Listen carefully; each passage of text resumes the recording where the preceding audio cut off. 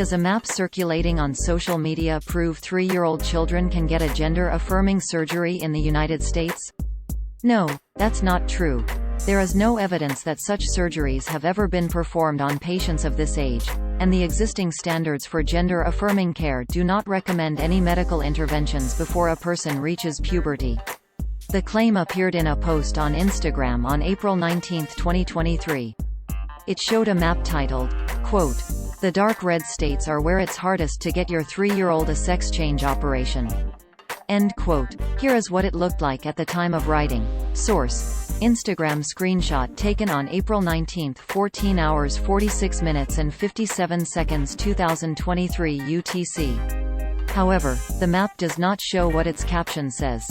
It was initially published under the title, "The Final Anti-Trans Legislative Risk Map of 2022, by the activist Aaron Reed. Neither data used to categorize the states nor the article discussing the map had anything to do with purported sex change surgeries for 3-year-olds. The Office of Population Affairs at the U.S. Department of Health says that early gender-affirming care is crucial to overall health, at any age, including childhood, but no specific medical interventions are needed before a person reaches puberty. Source: opa.hhs.gov screenshot taken on Thursday, April 20, 17 hours 22 minutes and 7 seconds 2023 UTC. Puberty typically occurs between ages 8 and 13 in girls and between ages 9 and 14 in boys. In 2022, the World Professional Association for Transgender Health changed its international guidelines, allowing some gender-affirming surgery to be performed earlier. However, in addition to adults, the document only discusses adolescents in the context of such medical interventions, not 3-year-old children.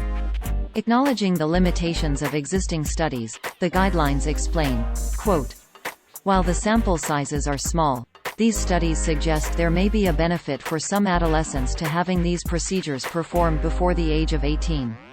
Factors that may support pursuing these procedures for youth under 18 years of age include the increased availability of support from family members, greater ease of managing postoperative care prior to transitioning to tasks of early adulthood, e.g., entering university or the workforce, and safety concerns in public spaces, i.e., to reduce transphobic violence. Given the complexity and irreversibility of these procedures, an assessment of the adolescent's ability to adhere to post-surgical care recommendations and to comprehend the long-term impacts of these procedures on reproductive and sexual function is crucial.